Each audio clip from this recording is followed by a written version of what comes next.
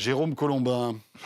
Oh, j'aime pas quand tu attaques Non, comme mais parce ça. qu'on parle d'un sujet sérieux, donc je t'appelle Jérôme Colombin, parce Oui, que c'est voilà, important. Ça fait peur. Notre rendez-vous cybersécurité avec notre expert, Alors, que je l'on vais retrouve l'appeler toujours avec de plaisir. manière sérieuse, Benoît Grunemwald. Bonjour. Messieurs, bonjour. Bonjour, monsieur Benoît, spécialiste de la cybersécurité au sein des France, expert cybersécurité. Benoît, on va revenir malheureusement sur un sujet qu'on évoque de temps en temps dans Tech Hebdo et évidemment dans tous les médias, c'est les ransomware, avec encore une fois, Jérôme, une attaque, notamment là, d'une maternité qui s'est déroulée il y a quelques jours. Et oui, contre des organismes de santé, des hôpitaux, des maternités, mairies également. On pourrait peut-être dire un mot de la toute dernière actu dans ce domaine. C'est donc la maternité des Bleuets qui avait été cyberattaquée et une attaque qui a été revendiquée, hein, Benoît? Complètement. C'est assez extraordinaire. Le service communication de cette compagnie mafieuse qui s'appelle Vice Society a revendiqué l'attaque et donc demande le paiement de la rançon, contre quoi il pourrait ne pas diffuser les données. Mais bon, on sait que payer la rançon n'est pas du tout une solution et qu'on ne peut pas faire confiance à ces groupes d'attaquants dont le métier est justement, en particulier pour Vice Society, de s'attaquer soit aux entreprises, soit aux administrations, aux écoles, aux hôpitaux.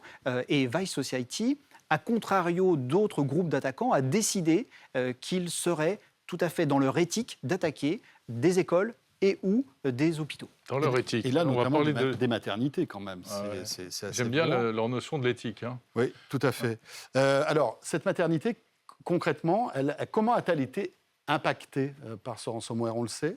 Elle a été impactée parce qu'elle a lancé un plan blanc, c'est-à-dire le plan pendant lequel tout le système d'information n'est pas disponible et les admissions, mais également les traitements, sont passés en mode manuel avec le bon vieux crayon et papier. Donc, retour au fonctionnement avant l'informatique. Plus fuite de données? Alors, bien entendu, et c'est malheureusement généralement la double peine, voire la triple peine, on pourra en parler juste après sur les données de santé qui sont exfiltrées de ces maternités et ou de ces hôpitaux. Donc la première peine, c'est l'arrêt du système d'information. La deuxième peine, c'est l'extorsion de fonds avec le rançongiciel. Notamment là, on a 5 millions de mémoire. Et puis ensuite, la troisième extorsion, c'est de faire chanter ceux dont les données ont fuité. Donc ça pourrait être beaucoup plus tard, en fait, sous forme de SMS, de mails, de choses comme ça.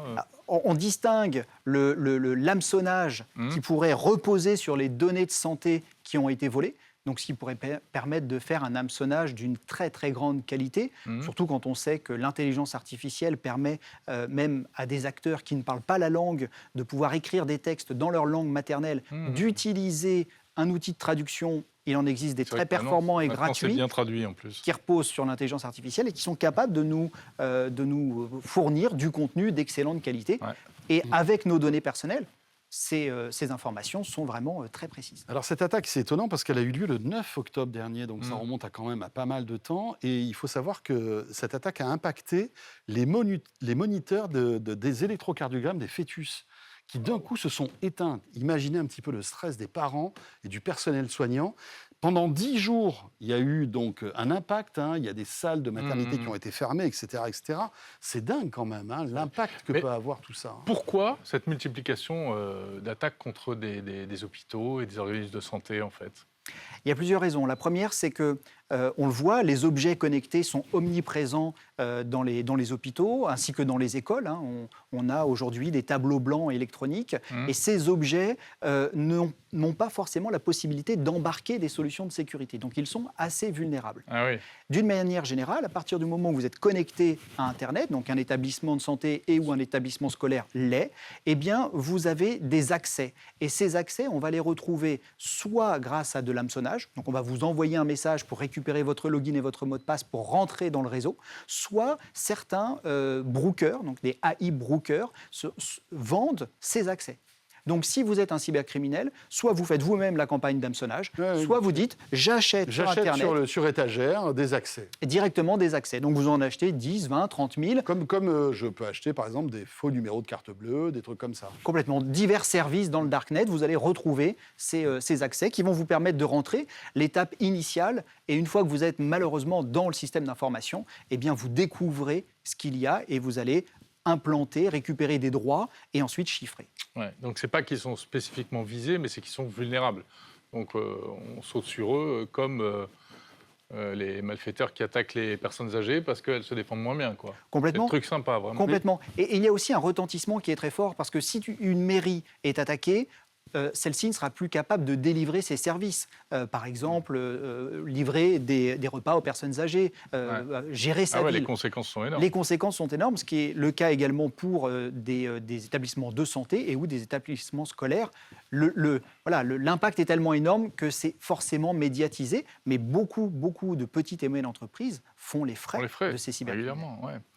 On a 1 minute encore pour parler des recours. Qu'est-ce qu'on peut faire parce qu'en plus, on dit à ces entreprises, surtout, il ne faut pas payer. Mais bon, c'est bien gentil, hein. Effectivement, le premier conseil est de Surtout ne que les pas hôpitaux payer. n'ont pas beaucoup d'argent, en plus. C'est ça qui est débile. Il y a des tensions, effectivement, il y a des tensions budgétaires sur les hôpitaux qui sont énormes.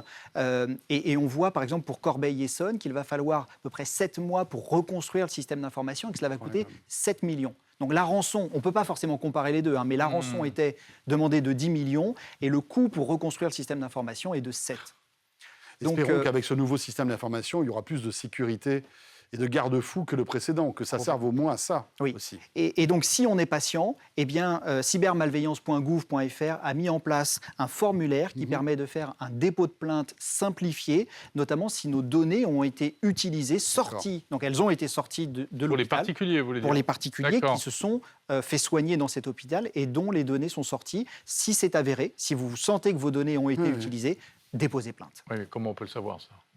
Notamment en recevant des hameçonnages très ciblés ou en ayant des recherches qui sont faites sur le Darknet. Ah ouais. Merci Benoît. Merci beaucoup. Pour toutes ces Benoît précisions. Grelenbach. Sujet à la fois passionnant mais effrayant. Hein. C'est le moins qu'on puisse dire, ouais. Le ransomware. Rappelons que vous êtes expert en cybersécurité chez EZ France, Benoît. Merci.